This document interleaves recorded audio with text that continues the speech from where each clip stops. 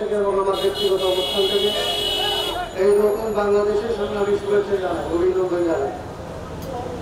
আমি কথা বলার আগেই শুধু এইটুকু বলতে চাই যে আজকে যে বাংলাদেশে অন্য একটা পরিস্থিতির মধ্যে আমরা দাঁড়াতে পেরেছি, এটা আসলে সবচেয়ে বেশি ত্যাগ যাদের সেই আবু সাইদ সহ বাংলাদেশে এই জুলাইয়ে, যেটাকে এরা আগস্ট পর্যন্ত টেনে এনেছিল, কিন্তু ছাত্ররা যেটাকে জুলাই বলে বলেন, এই জুলাই হত্যাকাণ্ডের শহীদ যারা আহত হয়েছেন, গুলিবিদ্ধ হয়েছে, আজকেও একজনের লাশ আমরা এখন দেখতে যাব।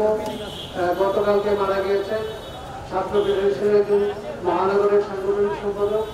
মানে এখনো পর্যন্ত যারা মারা যাওয়ার অবস্থায় আছেন, মরছেন, চিকিৎসা দিচ্ছেন, তাদের সবাইকে সশ্রদ্ধ চিত্তে স্মরণ করছি, সম্মান জানাচ্ছি এবং এরপরে সংক্ষেপে আমার দুইটা কথা বলে আমার কথা আমি শেষ করছি। এর একটা কথা হচ্ছে যে আজকে বাংলাদেশে একটা অন্তর্বর্তী সরকার ক্ষমতা দখল করতে যাচ্ছে, খুবই ক্ষমতা নিতে যাচ্ছে, শপথ নিতে যাচ্ছে।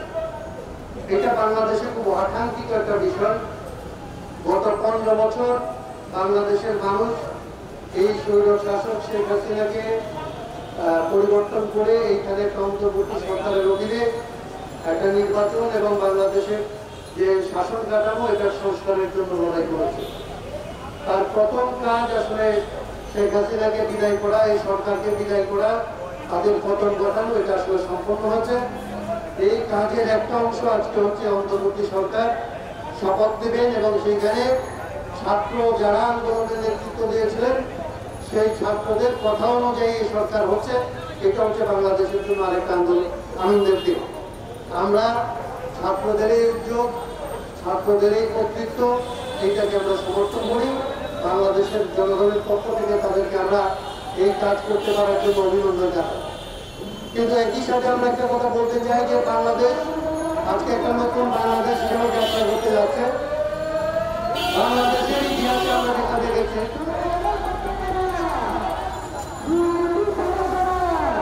বাংলাদেশের ইতিহাসে আমরা যত সরকার দেখেছি, 53 বছরের ইতিহাসে আমরা যত সরকার দেখেছি, কোন সরকার কখনোই তাদের কার্যকলাপের জন্য কারো কাছে জবাবদিহি করতে বাধ্য ছিল না। যারা যখন সরকারে গিয়েছেন, বাংলাদেশের সংবিধান, বাংলাদেশের আইন কানুন এমনভাবে বানানো যে তাদের জনগণের কাছে, জনগণের প্রতিনিধিদের কাছে কখনো জবাবদিহি করতে হয় না।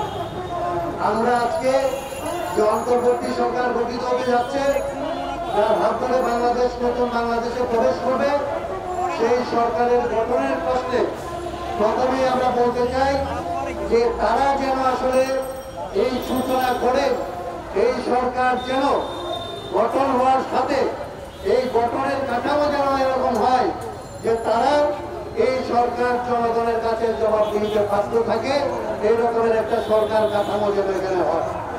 আমরা পরিষ্কার করে বলতে চাই, এই জবাবদিহিতার জায়গা হিসাবে আমরা আমাদের ছাত্রদেরকে প্রতিনিধিত্ব করার সুযোগ দিতে চাই এবং ছাত্রদের কোনো একটা কাউন্সিল করে ছাত্রদের জবাবদিহিতা নেওয়ার অধিকার যদি এই সরকার মেনে নেয়, তাহলে বাংলাদেশ একটা নতুন রাজনৈতিক সংস্কৃতিতে, জবাবদিহিতার সংস্কৃতিতে ঢুকবে।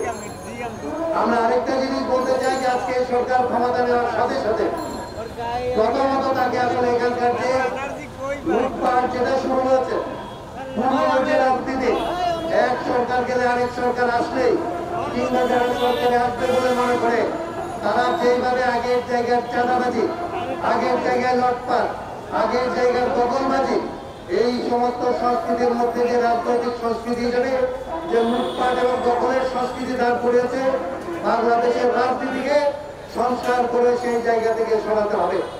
বাংলাদেশ রাষ্ট্রের সংস্কারের আগে বাংলাদেশের রাজনীতির সংস্কার লাগবে, বাংলাদেশের রাজনৈতিক সংস্কৃতির সংস্কার লাগবে।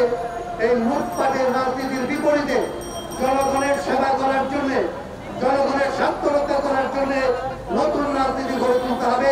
এবং এই রাজনীতি যারা করবে না, যারা পুরনো রাজনীতি আঁকড়ে থাকবে, পুরনো জুলুমবাজিকে যারা আঁকড়ে থাকবে, পুরনো জুলুমবাজদের যে পদে এইখান থেকে নির্মূল করা গেছে, দরকার হলে নতুন করে যদি রাজনীতির নামে আবার কোন জুলুমবাজের আবির্ভাব ঘটে, তাহলে তাদেরকেও এইখান থেকে আসলে নির্মূল করার জন্য আমাদের প্রস্তুত থাকতে হবে।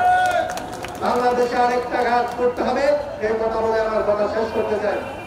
বাংলাদেশের আজকে যারা এই ক্ষমতায় এসছেন তাদের অনেকগুলো রুটিন দায়িত্বের পাশাপাশি সবচাইতে বড় দায়িত্ব হচ্ছে যে বাংলাদেশের যে আকাঙ্ক্ষায় জাতীয় ঐক্যবদ্ধ হয়েছে যে এই ধরনের শাসন, এই ধরনের রাজনীতি, এই ধরনের লুটপাট, এই ধরনের জবাবদিহির ব্যবস্থা, এই আমার নিজের টাকায় আমার সন্তানকে গুলি করার যে বাহিনী, আমার টাকায় পরিচালিত প্রশাসন, আমাকে লুণ্ঠন করার যে আইন তৈরি করে সেই সংসদ, এই যে বিচার ব্যবস্থা, আমার ন্যায় বিচার বলে মানুষকে কারাগারে প্রেরণ করার যে বিচার ব্যবস্থা, এই ব্যবস্থাগুলিকে সংস্কার করার জন্য বাংলাদেশের মানুষ গত 15 বছর ধরে যে আন্দোলন করেছে, সেই সংস্কারের রূপরেখা এই জাতির কাছে, এই জনগণের কাছে, জনগণের সাথে আলাপ করে এই সরকারকে উত্থাপন করতে হবে এবং এই সংস্কার যত তাড়াতাড়ি সম্ভব বাংলাদেশে করার জন্য একটা সংবিধান সংস্কার সভার নির্বাচন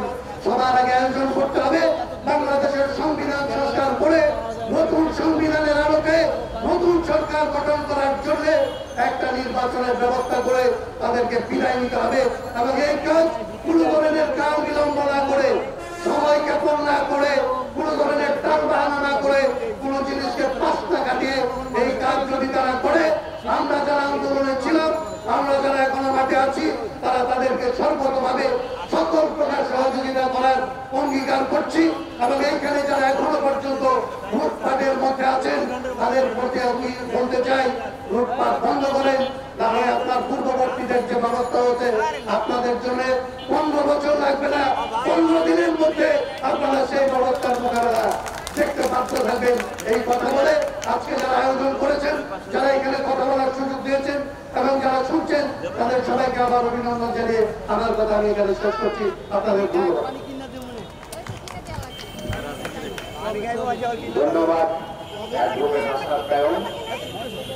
প্রিয় সাথী বন্ধুগণ, এর আগে আমি বলেছি আমাদের নেতৃবৃন্দের কারণে আমাদের সিরিয়াল ঠিক